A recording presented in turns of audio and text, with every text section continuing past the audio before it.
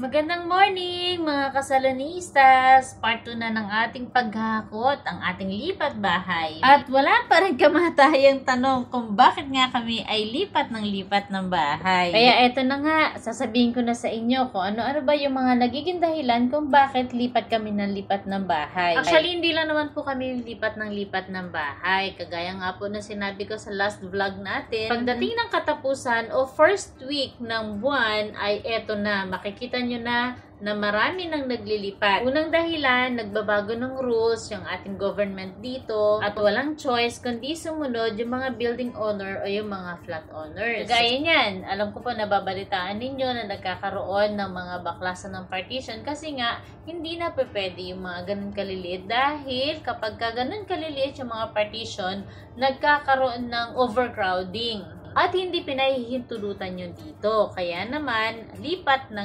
yung mga tao dito, lalo na nga kapag nagkakabaklasan na, kailangan lumipat sila sa room.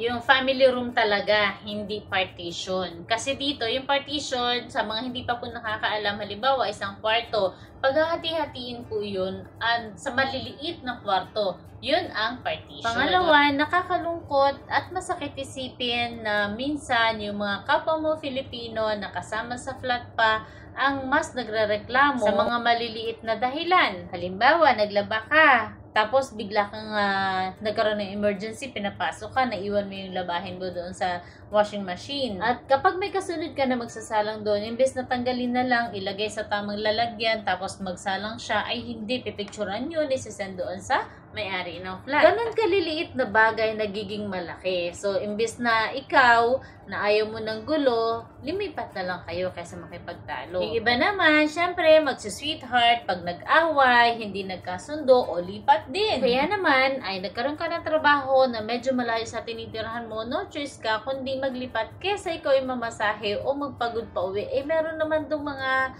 apartment na pwede mong upahan at hindi mo kailangan bumiyahe ng bumiyahe. Kung minsan naman ay lumalaki na yung pamilya at hindi na kasya yung room na inuupahan nila, so maghahanap din ng panibago. Napakarami pong dahilan kung bakit lumilipat kami. At isang pinakamasakit na dahilan dyan, yung kapag wala kang pambayad, nawalan ka ng trabaho, at hindi yun nauunawaan nung nagpapaupa. Kasi nga naman, business yun. Kaya nga nung may flat pa ako, ang sabi sa akin ng building owner, you're not making business, you're making charity. Kasi nga, may mga tenants ako na 3 buwan na, 6 na buwan na, halos 1 taon na nga hindi nakakapagbayad, pero hindi ko pinapaalis. Hindi ko kasi kaya magpalayas ng tenant dahil naranasan namin ang mawala ng tirahan at naiintindihan ko rin naman yung kanilang sitwasyon na walang ang trabaho. Pero mas masakit pala na kapag yung mga tinulungan mo ay nakakita ng trabaho, ay maghanap ng ibang uupahan at may iwan ka na lang sa ere. Maraming lesson sa buhay ang natutunan namin dito sa Abu Dhabi. Pero hindi porke nasaktan ka, naloko ka ng mga kapwa mo Filipino ay magpapakasira ka na din. Lahat ng yan ay pinagpasa Diyos na lang natin. Kasi darating naman yung araw, marirealize din nila kung ano yung mali. At marirealize din nila kung ano yung mga ginawa nila sa'yo. Bakit ko nasasabi?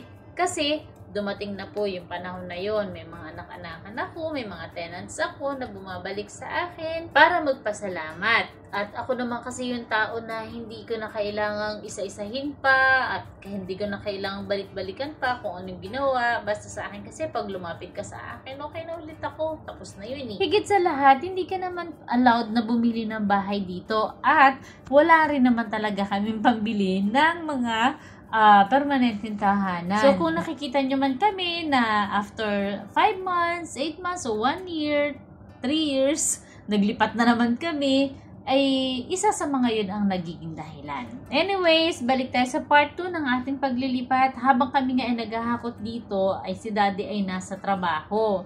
Ako naman ay binigyan ng madam ko ng 2 days off. Kaya lang, itong mga oras na ito, nakiusap siya na punta muna ako ng salon. Kanina, yung nagbabike ako, punta ako ng salon kasi kinailangan ako ng aking mga kasama. Tapos, pagbalik ko nga itong aking bunso at ang aking ate Ella ay naghahakot pa din dito. Natutuwa nga ako dahil halos naubos na nila yung aking hahakotin pataas. At pagdating naman ni daddy nung gabi ay eto, kami dalawa ulit ang naghakot. Nakakatuwa lang kasi may mga tumutulong talaga sa amin katulad nito. Kaya naman very thankful talaga kami kasi sabi nga ni daddy, ang ama talaga marunong. Bigla-bigla na lang siya magpapadala ng mga tao na pwedeng tumulong sa amin sa paglilipat. Hindi na rin kasi kami kumuha ng truck at sabi ko nga sa inyo nung last vlog, sobrang mahal ng mga car lift na pwede namin paglagyan ng aming mga gamit at i-transfer dito. Kaya kinaya na lang namin kasi malapit lang naman siya. O tingnan mo nga, may pinadala na naman pampaalis ng pagod si Papa God. O diba, kahit pagod na pagod ka, pag nakakita ng ganitong ka-cute na baby, aba,